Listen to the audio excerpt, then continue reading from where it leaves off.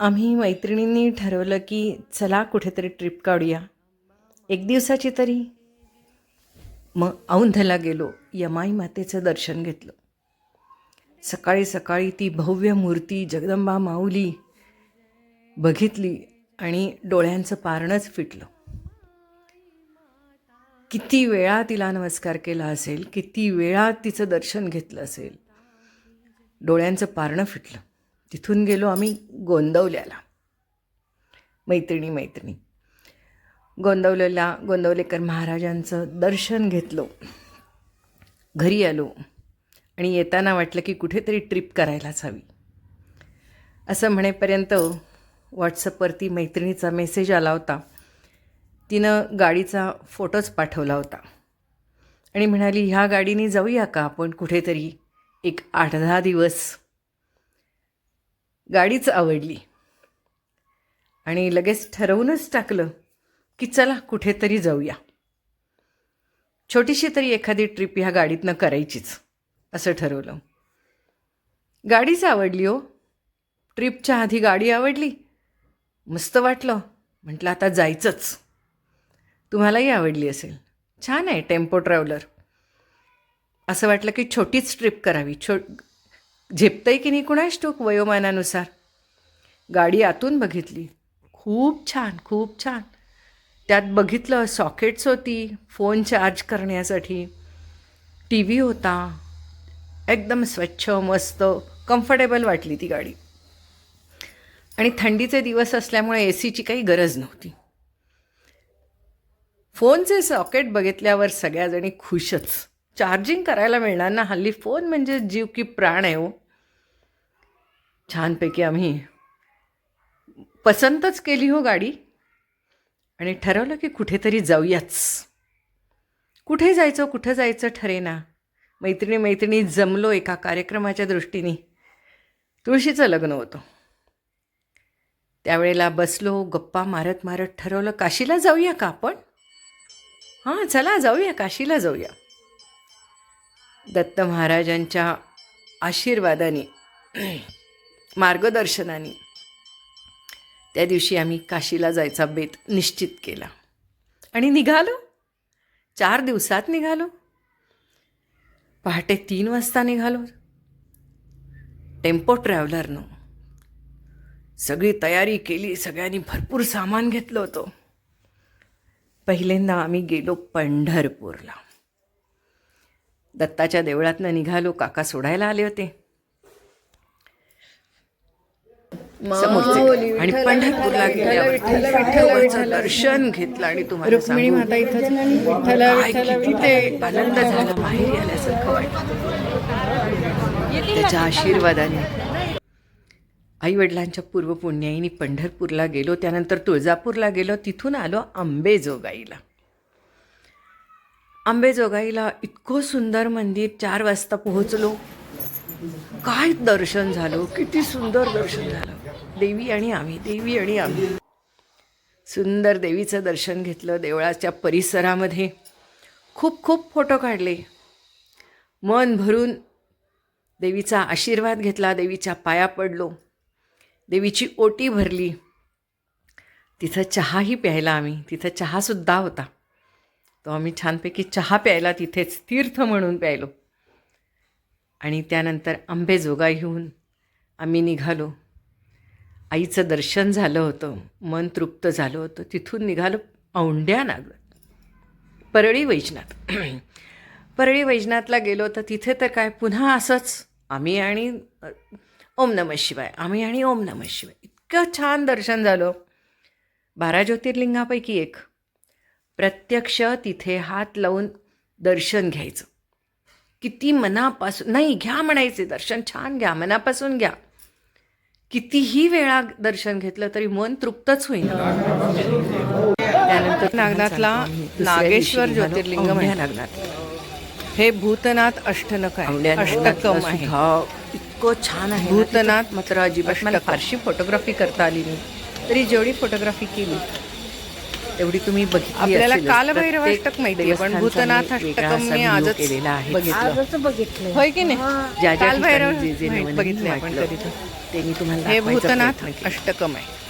औंढ्या नागनाथला त्या ठिकाणी जनाबाईचं जातं, जनाबाईचं जातं.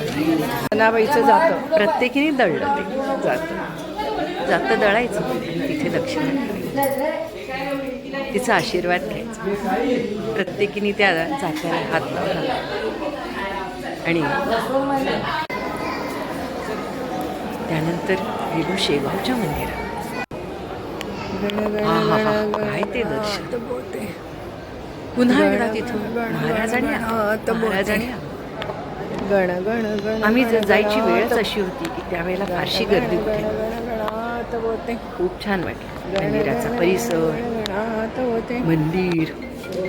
दुसऱ्या दिवशी नागपूरला कोराडी मातेच्या जगदंबा माऊलीचं दर्शन घेतलं. किती ती भव्य माता.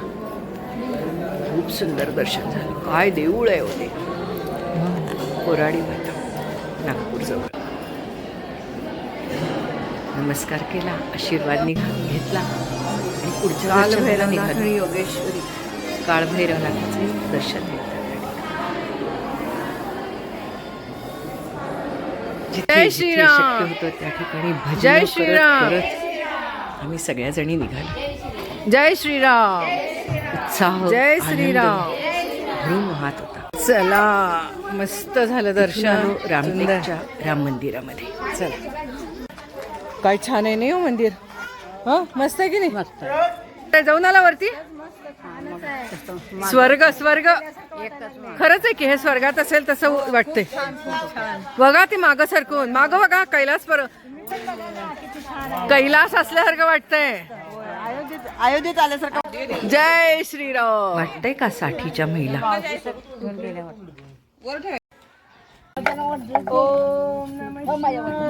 आज आलो रामटेक. रात्री रामटेकलाच राहिलो.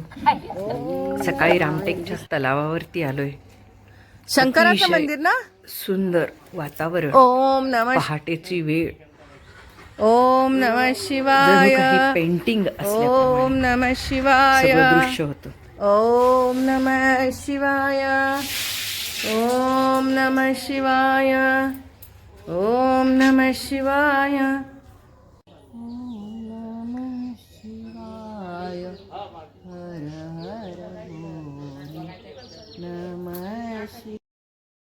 एखाद्या फिल्मचं शूटिंग चालू असावं असं सगळं वातावरण होतं. बघा, अशा ट्रिप्सना निसर्ग जायचं हाच असतं आमचा की सगळ्या प्रकारांनी प्रचंड राहायला मोठा मिळते. चित्रकार. गार पाण्याची आंघोळ, किती छान कडकडीत, वाटतंय. एवढी थंडी आणि मस्त वाटलं. पण आणि हेच मजा वेगळी आहे आयुष्यात. लवकर उठत नव्हते, उठ म्हणलं तर.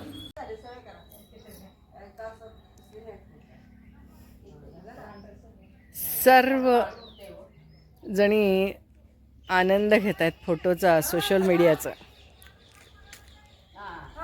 चला जाऊया. झालं का?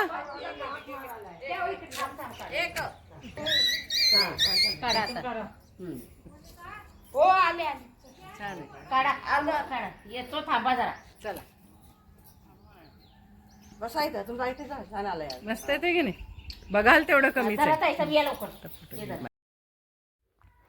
या तलावाचं महत्त्व असं की या ठिकाणी प्रभू रामचंद्राने श्री दशरथाच्या दशक्रिया विधी केला होता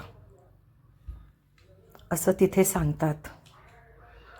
त्यामुळे ते सर्व या ठिकाणी चित्रित केलेलं आहे. बघताना खूपच मन भरून आलं. सर्व ऋषीमुनींच्या आशीर्वादाने, मार्गदर्शनाने राम आणि लक्ष्मण वडिलांचे 10वा तिथं करतायत, पिंडदान करतायत. असं ते सगळं तिथं चित्रित करून ठेवलेलं आहे, शिल्प केलेली.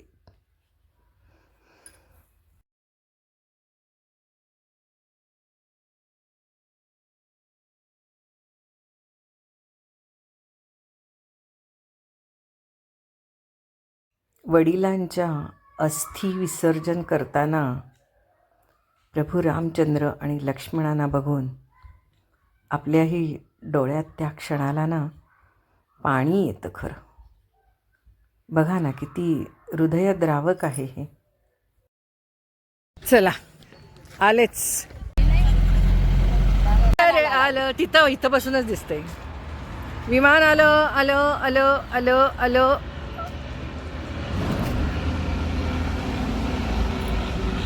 आता निघालो आम्ही जबलपूरला. बोलो नर्मदा मैया की जय. और घूमने वाले भैया की, है ना, भैया की जय गाइड वाले भैया की जय. बीच में बम बम भोलेनाथ और मानते हो जोड़िए हाथ, है ना, क्योंकि नर्मदा जी का कंकर सब शिव शंकर. मानो तो शंकर, नहीं तो कंकर है दीदी बराबर है. जी. माँ नर्मदा अमरकंटक से उद्गम है, जाती है होशंगाबाद, ओमकारेश्वर, गुजरात, भरूच, अरब सागर, है ना. ये आपका मार्बल रॉक है ना. अच्छा. चाहे इसको बोट से चाहे रोड से, हाँ, बोट करना कर सकते, नहीं करना वो आपका रहता है ना. चाहे बोट से या रोड से, पण आम्ही आलो या ठिकाणी रोपवेने. रोपवेने आम्ही आलो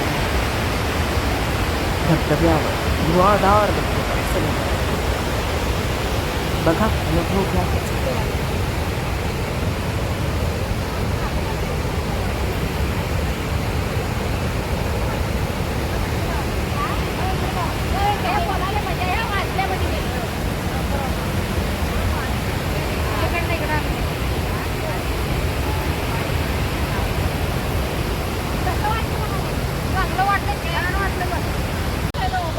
बोलो नर्मदा मैया की, घूमने वाले भैया की, नर्मदे हर हर. और बोलो जीवन भर रोटी खाओ छे.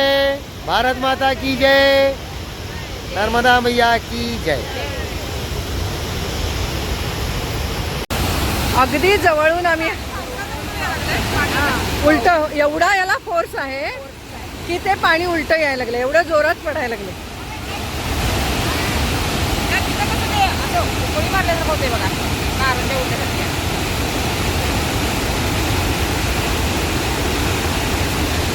भेडाघाट, भेडाघाट. मन भरून नर्मदेचं दर्शन.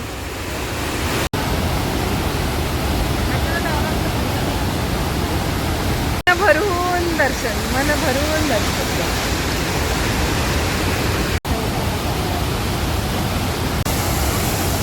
आपण बोटिंग करणार नाहीये, आपण रोपवेने आलो ना.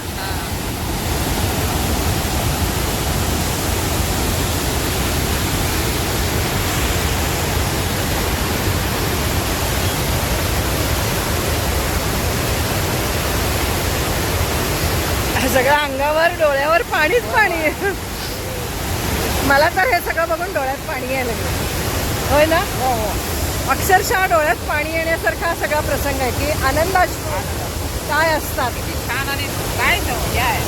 म्हणजे आपण म्हणतो ना की आयुष्यात फिरलं पाहिजे, पैसा मिळून शेवटी काय पाहिजे, हे सगळं बघितलं पाहिजे. वैभव, काय बघतो आपण शेवटी, का पैसा काय तिथेच राहून जातो.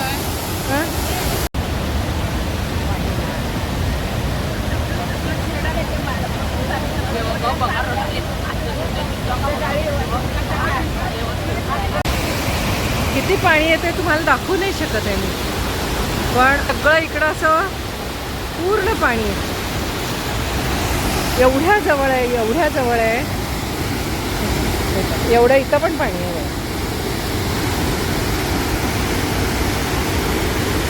वरनं झाडावरून सगळं टिपीक टिपीक टिपीक पाणी पडतं पावसासारखं.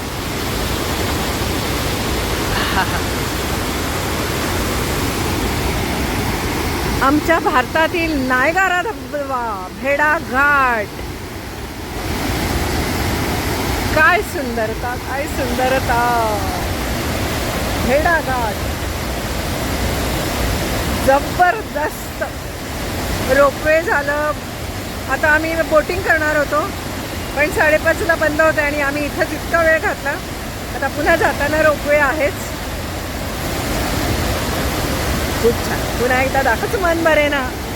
तुम्हाला मी वारंवार दाखवायला लागली आहे.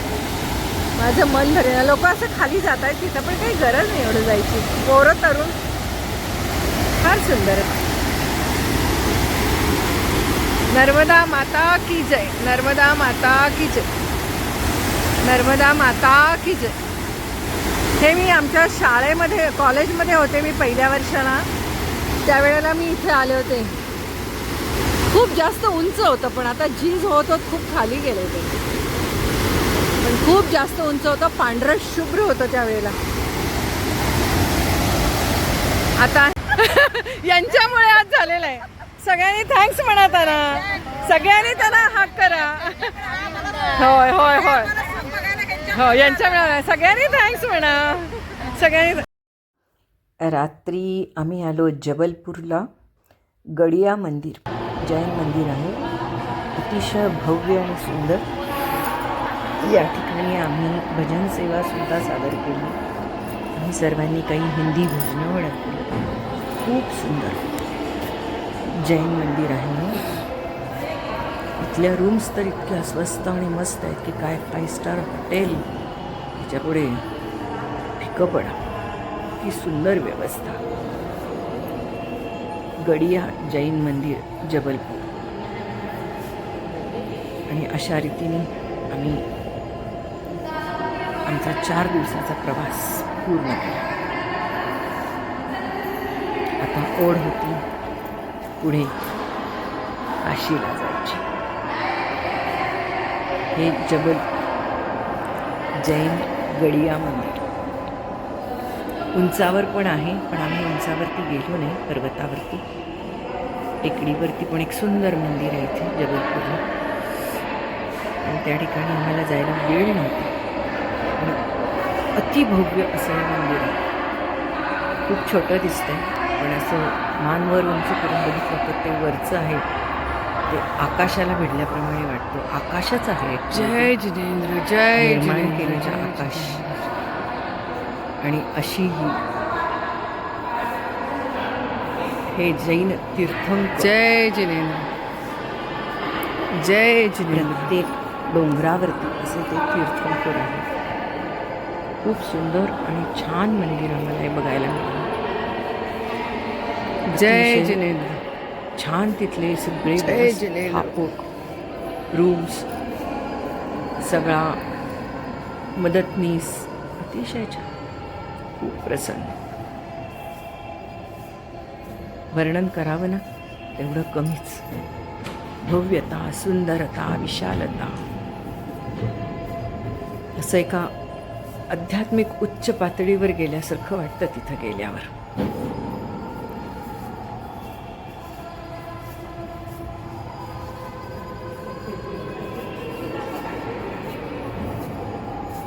बाहेर द्या, बाहेर द्या.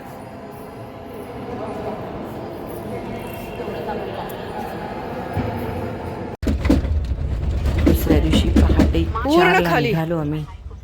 बहुत नियर- कठीण चढाई आहे, नियर बहुत चा- कठीण. शारदा मातेचं दर्शन घेण्यासाठी रोपवेनं. बहुत कठीण. पूर्ण सरळच्या सरळ मोठाच्या मोठा डोंगर आहे. बघा हा खाली अतिशय कठीण चढाई आहे. बापरे. हे बघा, अब दादी को ही देखो. मैं फोटो निकालूं आपके? हाँ देखो. स्टॉप. क्यों खींच रहे हो? नहीं, अच्छा लगा उसको. मस्त. बापरे, किती सुंदर बघा. हा हा हा, हे बघा आता ही जाते दिसते बघा. खूपच खोल आहे आणि उंच चढाई आहे. इमॅजिनच नाही करू शकत आपण. जय मा शारदा, जय मा शारदा, जय मा शारदा.